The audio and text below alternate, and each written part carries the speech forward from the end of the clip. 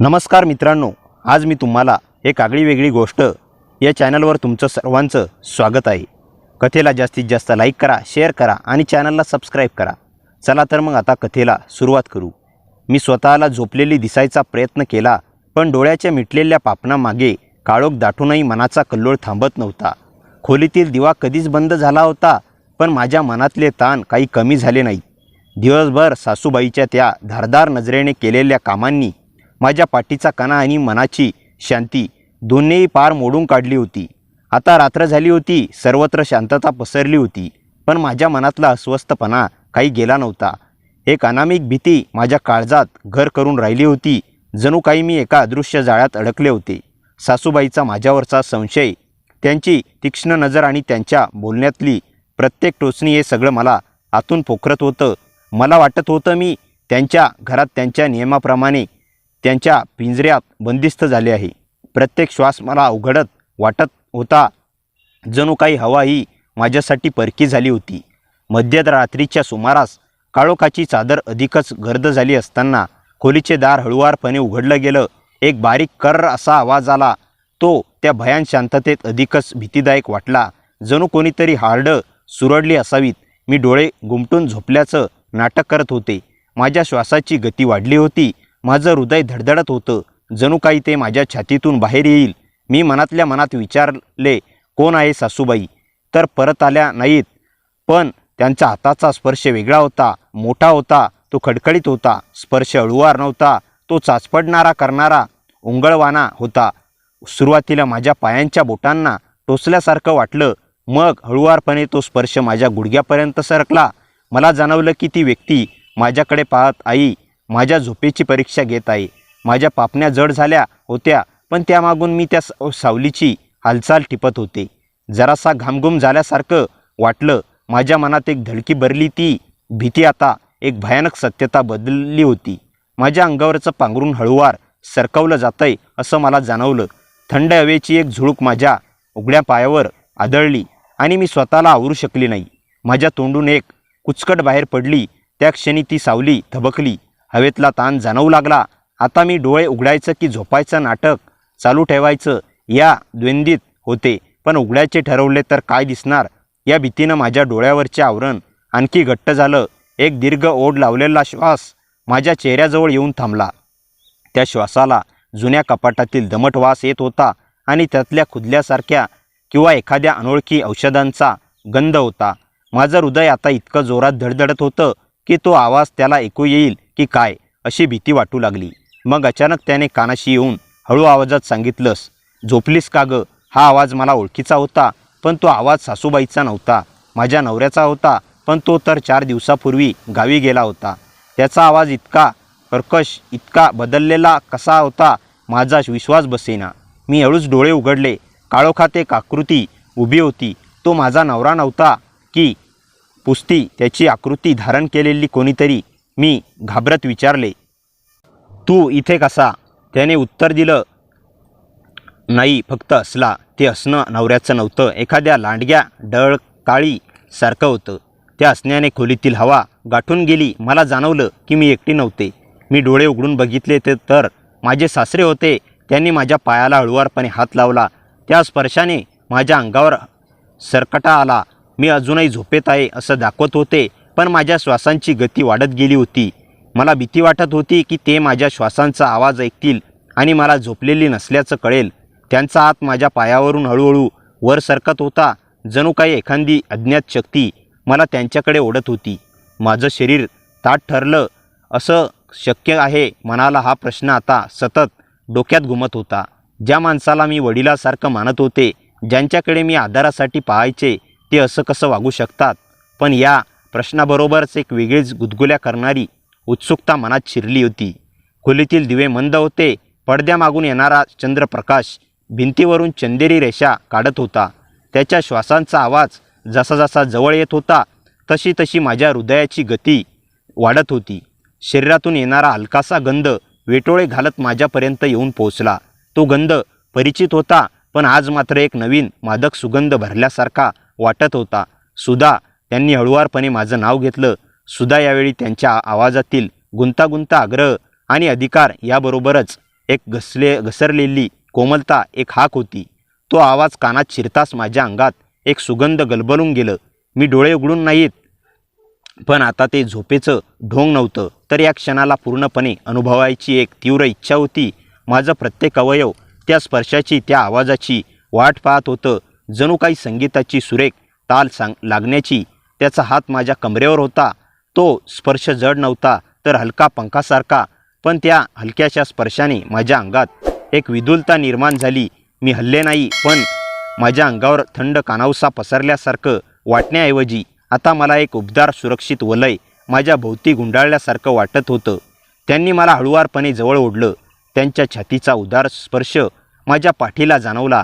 माझ्या कानात त्यांचे श्वास उष्ण होते, त्याचबरोबर त्यात मधाचा गोडवा होता. त्यांच्या वासनेची आग मला जाणवत होती, पण मी ती आता भीतीदायक वाटत नव्हती, तर एका अनोळख्या रोमांचक विश्वास घेऊन जाणार होती. त्यांच्या हाताची बोटे माझ्या कमरेवरून हळूहळूपणे फिरू लागली, जणू काही ते एखादं सुरेख गीत माझ्या अंगावर लिहित आहेत. माझ्या ओठावर एक अनियंत्रित हलकीशी कंपन झाली. त्यांनी माझ्या केसांना हात लावला, त्यांना नीट मागे सारकलं आणि माझ्या मानेवर एक ओठ टेकवले. तो स्पर्श गुलाबाच्या पाकळीसारखा मऊ होता, पण त्यांचा परिणाम विजयसारखा झाला. आता मी स्वतःला आवरू शकले नाहीत. हळूहळू मी माझं डोकं मागे वळवलं, मान मागे वळवली आणि माझे डोळे त्यांच्या डोळ्यात मिसळवले. त्या डोळ्यात मला प्रेम होतं, आकर्षण होतं आणि एक अद्भुत प्रश्न होता. त्यांच्या डोळ्यातलं ते अद्भुत प्रेम पाहून माझं मन भरून आलं. माझ्या मनाला संभ्रम आता पूर्णपणे मावळला होता. हे चूक होतंय की बरोबर, हा प्रश्नच उरला नव्हता.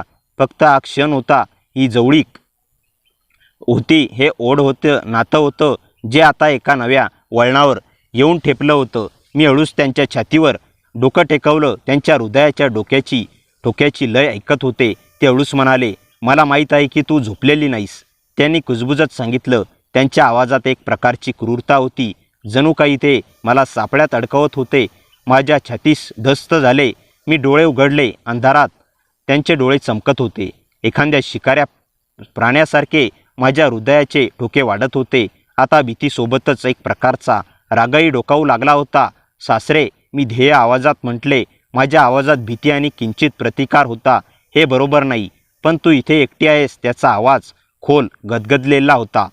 त्या आवाजात एक सूचकता होती, जणू काही ते मला माझ्या असहाय्यता दाखवत होते. त्यांनी माझ्या केसातून बोटे फिरवली. त्यांच्या स्पर्शाने माझ्या शरीरात एक आग पसरवली. मी त्यांच्या स्पर्शाला जागी झाले होते. माझ्या मनात भीती आणि विचित्र उत्तेजना होती. त्याने मला अधिकच गोंधळात पाडले होते. मी स्वतःलाच प्रश्न विचारत होते, माझ्या मनात असं काहीतरी काय वाटतंय. त्यांनी माझ्या ओठांवर बोट ठेवली. शांत राहा, तो एक आदेश होता, ज्याला मला मान द्यावा लागणार होता. मी माझ्या नवऱ्याची आठवण केली. त्यांचा चेहरा माझ्या डोळ्यासमोरून तरळून गेला, पण तो परदेशी होता, हजारो मैल दूर.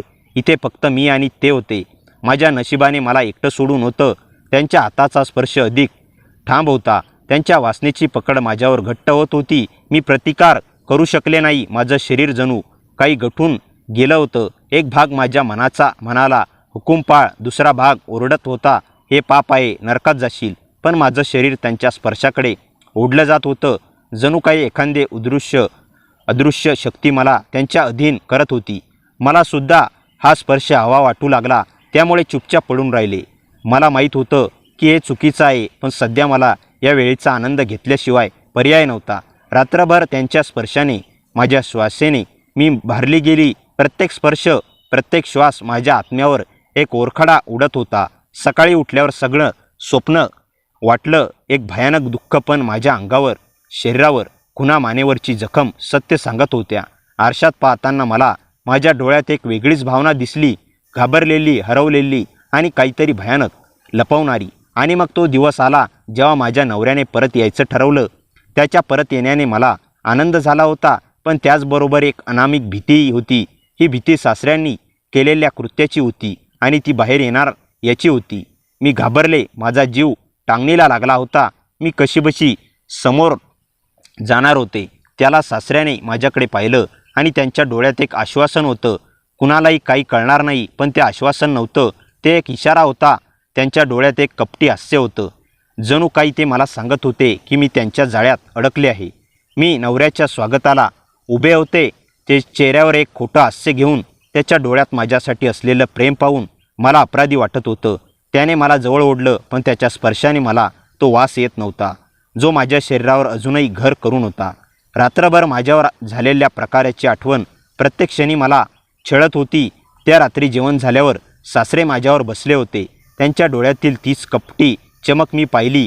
त्यांनी माझ्या नवऱ्याशी असून बोलताना माझ्याकडे सूचकपणे पाहिलं. जणू काही ते मला आठवण करून देत होते की मी त्यांच्या ताब्यात आहे. मला थंडी भरली. रात्रीचे जेवण झाल्यावर माझा नवरा थकून झोपी गेला. मी बिछाण्यावर पडले, पण मला झोप येत नव्हती. प्रत्येक आवाजाने माझं हृदय धडधडत होतं. मध्यरात्रीच्या सुमारास खोलीचं दार पुन्हा हळुवारपणे उघडलं गेलं. तोच कर्र आवाज. मी डोळे मिटून घेतले. आता मात्र माझ्या मनात भीती नव्हती, एक थंडगार निश्चय होता. त्याचा हात माझ्या खांद्यावर पडला. मी डोळे उघडले. अंधारात त्याचे डोळे पुन्हा चमकत होते, पण यावेळी मला त्याच्या डोळ्यात भीती दिसली. मी त्याच्याकडे पाहिलं आणि माझ्या आवाजात एक अनपेक्षित कणखरता होती. सासरे बुवा, आता हे थांबवा. त्यांच्या चेहऱ्यावर गोंधळ दिसला. काय बोलतेस तू? माझी शांतता, माझी सहनशीलता, तुम्हाला तुमची शक्ती वाटली असेल, मी म्हणाले. पण ती आता माझी दुर्बलता नव्हती, ती माझ्या नवऱ्यासाठी होती, या कुटुंबासाठी होती. मी उठून बसले. माझ्या डोळ्यात अश्रू नव्हते, तर एक आग होती. पण आता हे पुरे झालं. एक गोष्ट लक्षात ठेवा, मी तुमच्या तावडीत नाही. मी आता शांत बसणार. त्यांच्या चेहऱ्यावर भीतीचे भाव उमटले. त्यांना अपेक्षा नव्हती की मी असा प्रतिकार करेल. मी त्यांच्या डोळ्यात पाहिले आणि माझे पुढचे शब्द अत्यंत स्पष्ट होते. जर तुम्ही पुन्हा माझ्या खोलीत दारापाशी आलात, तर मला हे सर्व नवऱ्याला सांगायला वेळ लागणार नाही. आणि मला हे देखील सांगावी की तुमच्या मनात काय चाललं आहे. मला माहिती आहे, त्याला हे कळल्यावर तुमच्याबद्दलचे विचार पूर्णपणे बदलून जातील. त्याच्या चेहऱ्यावरील क्रूर हास्य नाहीसे झाले. तिथे एक प्रकारची अस्वस्थता दिसली. त्यांची प्रतिमेची काळजी होती. त्यांनी माघार घेतली. हळुवारपणे दार बंद झालं. मी अजूनही बिछाण्यावर बसून होते. माझं हृदय अजूनही धडधडत होतं, पण यावेळी ते भीतीने नाही, तर विजयाचे एका सूक्ष्म जाणीवेने. मला माहीत होतं की ही फक्त सुरुवात आहे. पण आता मी एकटी नव्हते. मी आता प्रतिकार करायला शिकले. माझ्या मनात एक नवीन आत्मविश्वास निर्माण झाला होता. सकाळ झाली. सासऱ्यांनी माझ्याकडे एकही शब्द बोलला नाही, पण त्यांच्या डोळ्यात एक प्रकारची अस्वस्थता होती. त्यांच्या चेहऱ्यावरती पूर्वीची कपटी चमक नव्हती. मला समजलं, मी जिंकले होते, किमान तात्पुरतं तरी. माझं आयुष्य कधीच पूर्वीसारखं होणार नव्हतं, पण आता मला हे माहीत होतं की मी माझ्या आयुष्याची दोरी माझ्या हातात घेऊ शकले. एका आठवड्यानंतर रात्रीचं जेवण सुरू होतं. घरात सर्व शांतता होती, पण ही शांतता वादापूर्वीची होती. सासरे, सासूबाई आणि माझा नवरा, आम्ही सगळे जेवत होतो. माझ्या नवऱ्याच्या चेहऱ्यावर समाधान होतं, पण माझ्या मनात एक विचार घोळत होता. मी अचानक बोलून टाकले, मला तुमच्याशी काहीतरी बोलायचं आहे. माझ्या आवाजात इतकी कणखरता होती की सगळे थबकले. माझ्या सासूबाईंनी माझ्याकडे संशयाने पाहिले. सासरे शांत झाले. मी माझ्या नवऱ्याकडे पाहिले. त्याच्या चेहऱ्यावर प्रश्नचिन्ह होतं. मी तुम्हाला एक गोष्ट सांगणार आहे, मी म्हणाले, जी कदाचित तुम्हाला धक्का देईल, पण ती खरी आहे. मी श्वास घेतला आणि शांतपणे, स्पष्टपणे त्या रात्री घडलेली प्रत्येक गोष्ट सांगितली. माझे सासरे भीतीने पांढरे पडले. सासूबाईंनी त्यांच्याकडे अविश्वासाने पाहिले.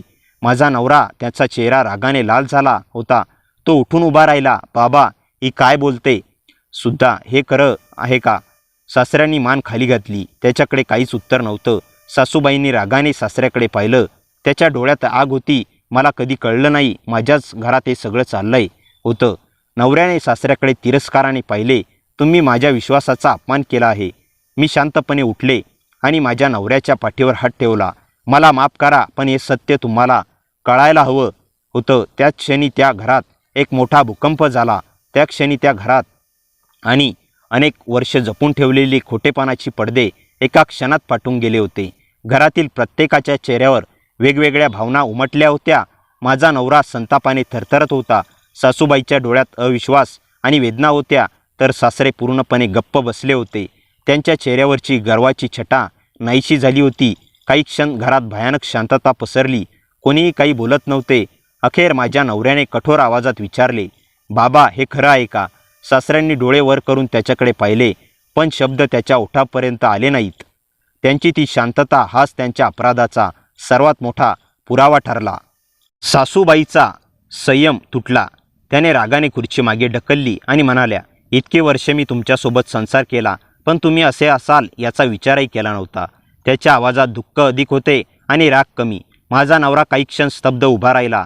त्याच्या मनात वडिलांबद्दलचा आदर आणि माझ्यावरचा विश्वास यांच्यात संघर्ष सुरू होता. पण शेवटी त्याने माझ्याकडे पाहिले. माझ्या डोळ्यातले अश्रू, अनेक दिवसांची भीती त्याला दिसली. त्याने माझा हात घट्ट पकडला आणि म्हणाला, तू मला हे सांगितलंस त्याबद्दल धन्यवाद. उशीर झाला पण सत्य बाहेर आलं. त्या रात्री कोणीच झोपलं नाही. प्रत्येकजण आपल्या विचारांमध्ये हरवला होता. सकाळ झाली तेव्हा घरातील वातावरण पूर्णपणे बदललेलं होतं. सासरे कुणाशी बोलत नव्हते. ते स्वतःच्या खोलीतच बसून राहिले. गावात ही गोष्ट जाऊ नये म्हणून काही जण प्रयत्न करत होते, पण सत्य कायम लपून राहत नाही. काही दिवसातच नातेवाईकांमध्ये चर्चा सुरू झाली. अनेकांनी मला दोष देण्याचाही प्रयत्न केला. काहींनी विचारले की मी इतके दिवस गप्प का राहिले, पण आता मी आधीसारखी घाबरणारी राहिली नव्हते. मी प्रत्येक प्रश्नाला शांतपणे उत्तर देत होते. माझा नवरा माझ्या पाठीशी खंबीरपणे उभा होता. त्याचा तो आधार माझ्यासाठी सर्वात मोठी ताकद ठरला. काही आठवड्यानंतर आम्ही वेगळ्या घरात राहायला जाण्याचा निर्णय घेतला. तो निर्णय सोपा नव्हता, पण आवश्यक होता. नवीन घरात पहिल्या दिवशी सामान लावताना मी खिडकीतून बाहेर पाहिले. सकाळचा सूर्यप्रकाश अंगणात पसरला होता. अनेक महिन्यानंतर मला मोकळा श्वास घेतल्यासारखे वाटले. माझ्या मनावरचे ओझे हळूहळू हलके होत होते. भूतकाळ अजूनही विसरता येणार नव्हता, पण तो माझे भविष्य ठरवणार नव्हता. एक संध्याकाळी माझा नवरा माझ्या शेजारी येऊन बसला. तो काही क्षण शांत राहिला आणि मग म्हणाला, आपण खूप काही गमावलं आहे, पण अजूनही आपल्याकडे आयुष्य आहे. मी त्याच्याकडे पाहिलं. त्याच्या डोळ्यात वेदना होत्या, पण त्याचबरोबर आशाही होती. मी हलकेच असले. आयुष्यात काही जखमा कधीच पूर्ण भरून येत नाहीत, पण त्या जखमांसह पुढे चालण्याची ताकद माणूस मिळवू शकतो. त्या दिवसापासून मी स्वतःला एक वचन दिलं, भीतीत जगायचं नाही, अन्याय सहन करायचा नाही आणि सत्य कितीही कठीण असलं तरी त्यापासून पळायचं नाही. कारण कधीकधी एक सत्य अनेक खोट्यांवर विजय मिळवतं आणि त्या विजयातूनच नव्या आयुष्याची सुरुवात होते.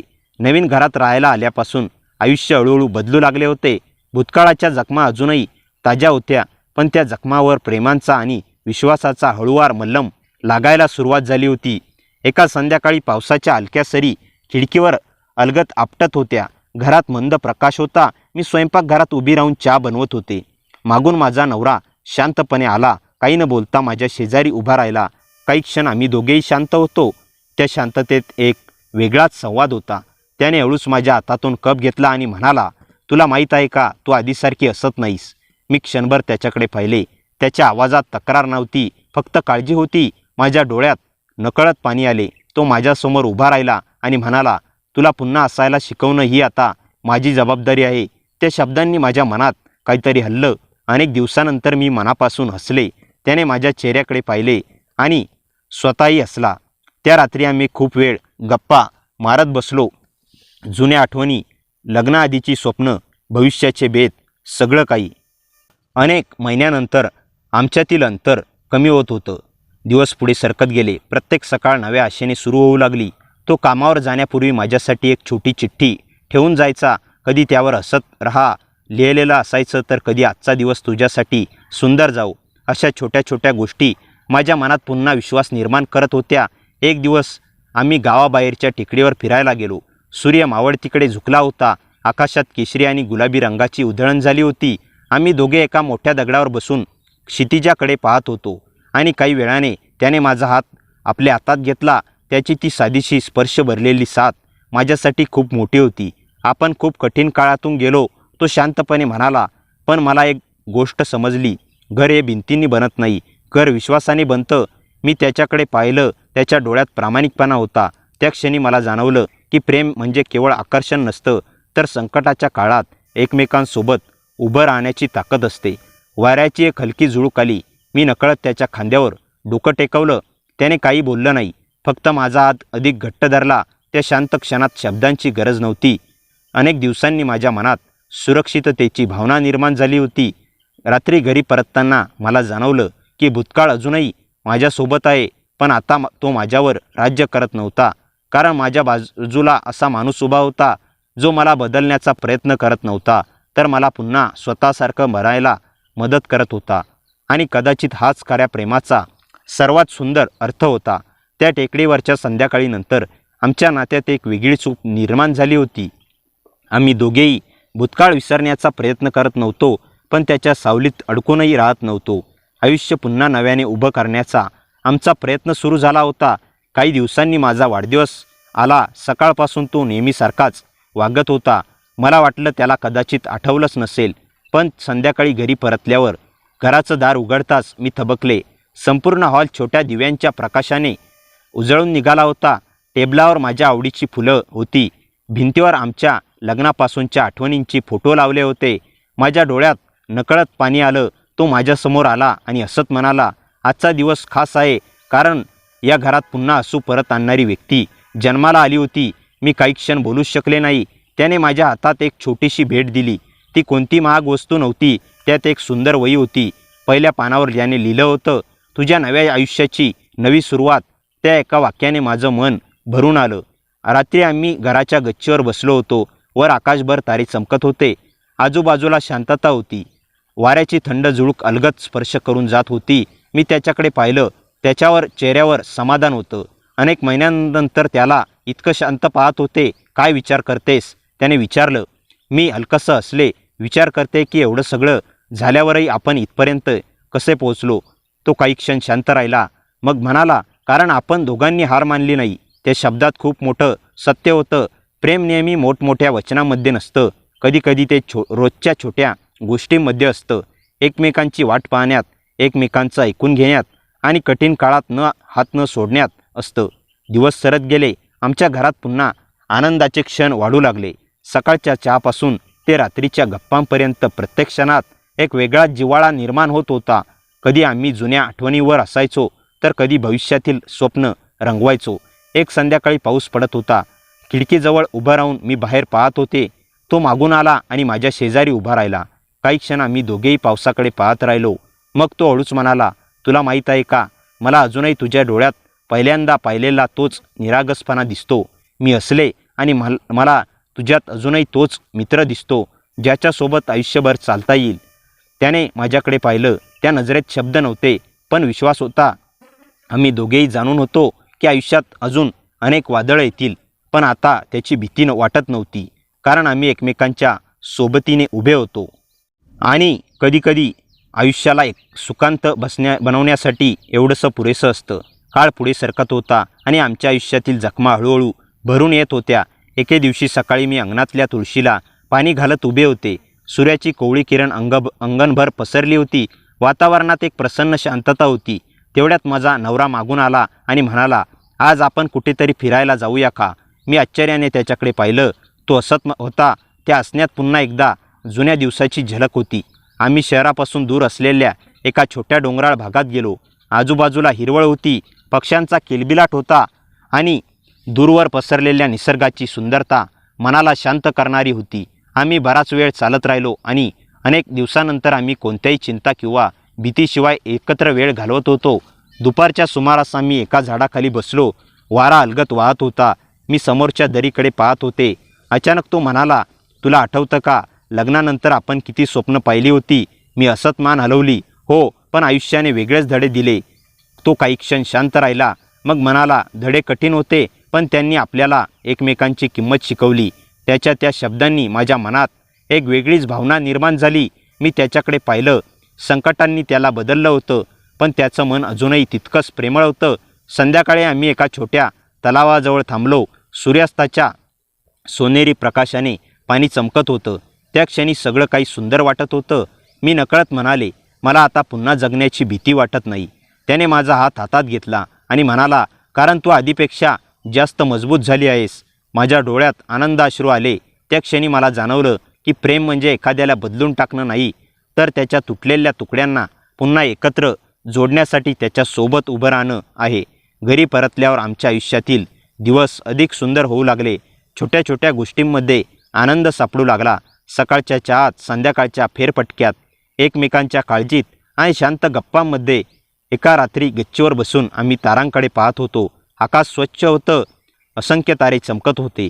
तो अचानक म्हणाला, आपण पुढच्या वर्षी एक छोटासा प्रवास करूया, फक्त तू आणि मी. मी हसले, आणि तिथे जाऊन करायचं काय. तो हसत म्हणाला, काही नाही, फक्त नवीन आठवणी तयार करायच्या. मी त्याच्या खांद्यावर डोकं टेकवलं अनेक दिवसांनी माझ्या मनात पूर्ण शांतता होती. भूतकाळ मागे राहिला होता आणि भविष्य समोर उभं होतं. त्या रात्री तारांकडे पाहताना मला एक गोष्ट स्पष्टपणे समजली. खऱ्या प्रेमाची सुरुवात अनेकदा वादळानंतरच होते आणि त्या वादळातून वाचलेल्या दोन मनांना एकमेकांचा हात मिळाला तर ते आयुष्याच्या कोणत्याही प्रवासाला सामोरं जाऊ शकतात. पुढील काही महिने आयुष्य अगदी शांतपणे पुढे सरकत राहिले. आम्ही आमच्या नव्या घरात आता हसू, गप्पा आणि छोट्या छोट्या आनंदांनी आपली जागा बनवली होती. पूर्वी जिथे भीतीची सावली होती तिथे आता विश्वासाचा प्रकाश होता. एके दिवशी सकाळी मी घर आवरत होते. कपाटातील जुन्या वस्तू लावताना मला आमच्या लग्नाचा एक फोटो सापडला. त्या फोटोमध्ये आम्ही दोघेही खूप हसत होतो. मी बराच वेळ तो फोटो हातात धरून पाहत राहिले. तेवढ्यात माझा नवरा खोलीत आला. त्याने फोटो पाहिला आणि हसत म्हणाला, आपण किती बदललो आहोत ना. मी मान हलवली. हो, पण काही गोष्टी अजूनही तशाच आहेत. उदाहरणार्थ त्याने विचारले. मी त्याच्याकडे पाहून म्हणाले, तुझ्या डोळ्यातला माझ्यावरील विश्वास. तो काही क्षण शांत राहिला. मग त्याने माझा हात हातात घेतला आणि त्या स्पर्शात शब्द नव्हते पण खूप काही सांगणारी भावना होती. काही दिवसांनी आम्ही ठरल्याप्रमाणे एका छोट्या प्रवासाला निघालो. डोंगराच्या कुशीत वसलेलं एक शांत ठिकाण आम्ही निवडलं होतं. सकाळी धुक्याने झाकलेले रस्ते, थंड वारा आणि दूरवर दिसणारी हिरवीगार झाडं मनाला सुकावून टाकणार होती. शहराच्या गोंगाटापासून दूर फक्त आम्ही दोघे आणि निसर्ग. त्या ठिकाणी घालवलेला प्रत्येक दिवस खास होता. आम्ही सकाळी लवकर उठून सूर्योदय पाहायचो. कधी एखाद्या टेकडीवर बसून तासनतास गप्पा मारायचो. कधी भूतकाळातील मजेशीर आठवणी काढून हसायचो. त्या काही दिवसात मला पुन्हा एकदा जाणवलं की सुख म्हणजे मोठ्या गोष्टींमध्ये नसतं तर अशा साध्या क्षणांमध्ये लपलेलं असतं. एका संध्याकाळी आम्ही एका उंच कड्यावर उभे राहून सूर्यास्त पाहत होतो. आकाशात लाल, केशरी आणि सोनेरी रंगाची उधळण झाली होती. वाऱ्याची एक थंड झुळूक आली. मी नकळत त्याच्या जवळ सरकले. तो हसला आणि म्हणाला, आता तुला पाहिलं की मला वाटतं तू पूर्वीपेक्षा खूप जास्त मजबूत झाली आहेस. मी त्याच्याकडे पाहून विचारलं, आणि तुला स्वतःबद्दल काय वाटतं? तो काही क्षण विचारात पडला. मग म्हणाला, मला वाटतं मी प्रेमाचा खरा अर्थ शिकलो आहे. काय आहे तो? मी विचारलं. तो हसत म्हणाला, प्रेम म्हणजे एखाद्याला आनंदी पाहण्यासाठी स्वतःचा अहंकार बाजूला ठेवणं. त्याच्या त्या उत्तराने माझं मन भरून आलं. त्या रात्री आम्ही बराच वेळ आकाशातल्या तारांकडे पाहत बसलो. प्रत्येक तारा जणू एखादी नवीन आशा घेऊन चमकत होता. परतीच्या प्रवासात माझ्या मनात एक वेगळीच शांतता होती. आयुष्य परिपूर्ण नव्हतं. अजूनही अनेक प्रश्न होते, अनेक आव्हानं होती, पण आता त्यांची भीती वाटत नव्हती. कारण आमचं नातं आता फक्त नवरा बायकोचं राहिलं नव्हतं, तर ते दोन जिवलग मित्रांचं, एकमेकांच्या आधाराचं आणि परस्पर विश्वासाचं नातं बनलं होतं. घरी परतल्यावर नवीन स्वप्नांची सुरुवात झाली. भविष्याची योजना आखताना आम्ही दोघेही उत्साहाने बोलत होतो. आयुष्याने आमची परीक्षा घेतली होती, पण त्या परीक्षेतून बाहेर पडताना आम्ही आधीपेक्षा अधिक जवळ आलो होतो. आणि कधीकधी आयुष्याची सर्वात सुंदर भेट हीच असते, वादळानंतर मिळालेली शांतता आणि त्या शांततेत सापडलेलं खरं प्रेम. वादळानंतर आणि मला वाटलं होतं की आता आयुष्य सरळ मार्गाने पुढे जाईल, पण नियतीने अजूनही एक गूढ अध्याय आमच्यासाठी राखून ठेवला होता. एका रात्री मी आणि माझा नवरा झोपायची तयारी करत होतो. बाहेर जोरदार पाऊस पडत होता, विजा चमकत होत्या आणि वातावरणात एक विचित्र अस्वस्थता होती. तेवढ्यात माझा मोबाईलवर एका अनोळखी नंबरवरून संदेश आला. संदेशात फक्त एवढंच लिहिलं होतं, तुला वाटतं सगळं संपलं आहे, सत्य अजून बाहेर आलेलं नाही. माझ्या अंगावर काटा आला. मी तो संदेश पुन्हा पुन्हा वाचला. कोण पाठवू शकतं हा संदेश आणि कोणत्या सध्याबद्दल तो बोलत होता? मी तो संदेश नवऱ्याला दाखवला. त्याच्या चेहऱ्यावरही चिंता उमटली. दुसऱ्या दिवशी सकाळी आम्ही तो नंबर परत लावण्याचा प्रयत्न केला, पण तो नंबर अस्तित्वातच नव्हता. जणू तो संदेश कुठून तरी आला आणि हवेत विरून गेला होता. काही दिवस गेले. आम्ही तो प्रकार विसरण्याचा प्रयत्न करत होतो, पण एक संध्याकाळी घराच्या दाराशी एक जुना लिफाफा पडलेला दिसला. त्यावर ना पाठवणाऱ्याचं नाव होतं ना पत्ता, फक्त माझं नाव लिहिलेलं होतं. माझे हात थरथरत होते. मी लिफाफा उघडला. आत एक जुना फोटो होता. फोटो पाहताच माझ्या डोळ्यात आश्चर्य दाटलं. त्या फोटोत माझे सासरे एका अनोळखी व्यक्तीसोबत उभे होते.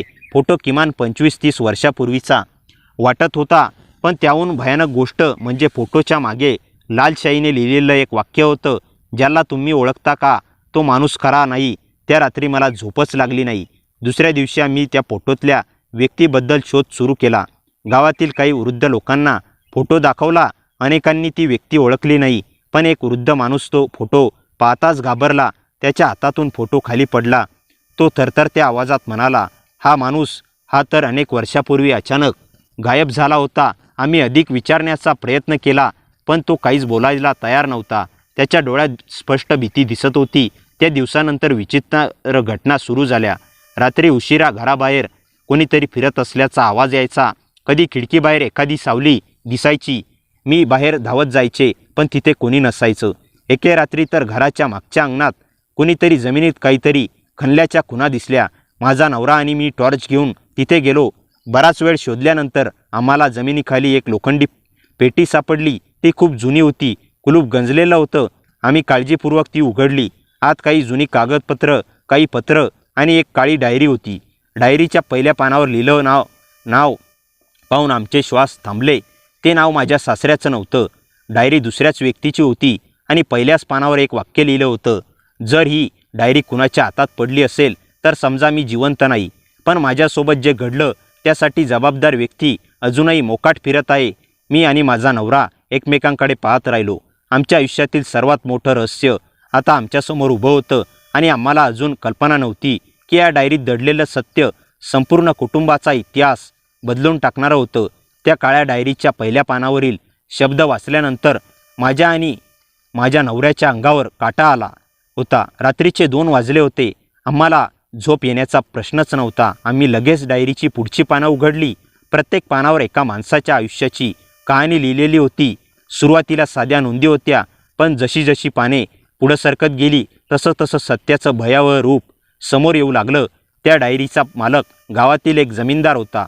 अनेक वर्षापूर्वी त्याच्याकडे गावाच्या बाहेर मोठी जमीन होती, पण त्याच्या जवळच्या काही लोकांनी त्याची फसवणूक केली होती. त्यात एक नाव वारंवार येत होतं. ते नाव पाहून माझ्या नवऱ्याच्या चेहऱ्यावरचा रंग उडाला, कारण ते नाव त्याच्या वडिलांचं होतं. डायरीत लिहिलं होतं की त्या जमीनदाराचा विश्वासघात करून त्याची कागदपत्र बळकावण्यात आली होती. त्यानंतर तो अचानक गायब झाला. गावात अफवा पसरली की तो कुठेतरी निघून गेला, पण डायरीतून स्पष्ट होत होतं की सत्य काहीतरी वेगळंच होतं. शेवटच्या काही पानांमध्ये त्या माणसाने स्वतःच्या जीवाला धोका असल्याचं लिहिलं होतं. त्याने पुरावे एका लोखंडी पेटीत लपवून ठेवल्याचा उल्लेखही केला होता. आम्ही पेटीतली कागदपत्र तपासली. त्यात जुन्या जमिनीचे दाखले, काही स्वाक्षऱ्या आणि काही छायाचित्र होती. सगळे पुरावे एकाच दिशेने बोर्ड दाखवत होते. दुसऱ्या दिवशी आम्ही हे सर्व पुरावे पोलिसांकडे दिले. तपास सुरू झाला. अनेक वृद्ध साक्षीदारांची चौकशी झाली. काही जुनी रहस्य पुन्हा उघडू लागली. अनेक महिन्यांच्या तपासानंतर सत्य समोर आलं. वर्षापूर्वी लालसेपोटी केलेला विश्वासघात, लपवलेली कागदपत्र आणि एक निष्पाप माणसाचं उद्ध्वस्त झालेलं आयुष्य, यामागे काही लोक जबाबदार होते. माझे सासरेही त्या कटाचा एक भाग होते. हे सत्य समोर आल्यानंतर संपूर्ण गाव हादरलं. माझ्या नवऱ्यासाठी हा सर्वात मोठा धक्का होता. त्याला विश्वास बसत नव्हता की ज्यांना तो आयुष्यभर आदर्श मानत आला त्याचं दुसरं रूप इतकं भयंकर असू शकतं. पण त्याने सत्य स्वीकारलं. चुका त्यांनी केल्या नाहीत, त्याची शिक्षा मी का बघू? तो एके दिवशी म्हणाला. त्या वाक्यात वेदना होत्या, पण त्याचबरोबर प्रामाणिकताही होता. काही महिन्यांनी प्रकरण पूर्ण झालं. ज्याच्या कुटुंबावर अन्याय झाला होता त्यांना न्याय मिळाला. वर्षानुवर्षे दडपून ठेवलेले सत्य अखेर बाहेर आलं. त्या दिवशी आम्ही दोघे गावाच्या बाहेरच्या त्या जुन्या टेकडीवर गेलो. तिथे कधी काळी आम्ही भविष्याची स्वप्न पाहिली होती. सूर्य मावळत होता. आकाशात सोनेरी रंग पसरले होती. मी शांतपणे क्षितिजाकडे पाहत होते. माझा नवरा माझ्या शेजारी उभा होता. बराच वेळ आम्ही काहीच बोललो नाही. मग तो हळूच म्हणाला, आपल्या आयुष्यात किती वादळं आलीत ना? मी हसले. हो, पण आपण त्यातून बाहेर पडलो. त्याने माझा हात हातात घेतला आणि आता तो विचारत होता. मी दूर मावळत्या सूर्याकडे पाहिलं आणि उत्तर दिलं, आता भूतकाळ मागे सोडून पुढे जायचं. त्या क्षणी मला जाणवलं की प्रत्येक रहस्याचा एक शेवट असतो. प्रत्येक अंधारानंतर एक पहाट असते आणि प्रत्येक तुटलेल्या माणसाला उभं राहण्याची संधी मिळते. आम्ही दोघे टेकडीवरून खाली उतरू लागलो. आमच्या मागच्या मावळता सूर्य होता आणि समोर नव्या आयुष्याची वाट. भूतकाळातील सावल्या अजूनही कुठेतरी होत्या, पण त्या आता आमच्या भविष्यावर राज्य करू शकत नव्हत्या. कारण सत्य समोर आलं होतं, न्याय मिळाला होता आणि सर्वात महत्त्वाचं म्हणजे आम्ही स्वतःला हरवू दिलं नव्हतं. त्या दिवसापासून आमच्या आयुष्याचा एक नवीन अध्याय सुरू झाला. भीतीशिवाय, खोटेपणाशिवाय आणि रहस्यांशिवाय. आणि हीच त्या कथेची खरी समाप्ती होती. मित्रांनो, कथा कशी वाटली कमेंटमध्ये नक्की सांगा. कथेला जास्तीत जास्त लाईक करा आणि हाईप करा आणि आपल्या मित्रमैत्रिणींमध्ये शेअर करा. आणि हो, चॅनलवर नवीन असाल तर चॅनलला सबस्क्राईब करायला विसरू नका. भेटूया पुन्हा अशाच इंटरेस्टिंग आणि धमाकेदार कथेसह. तोपर्यंत हसत राहा, खुश राहा.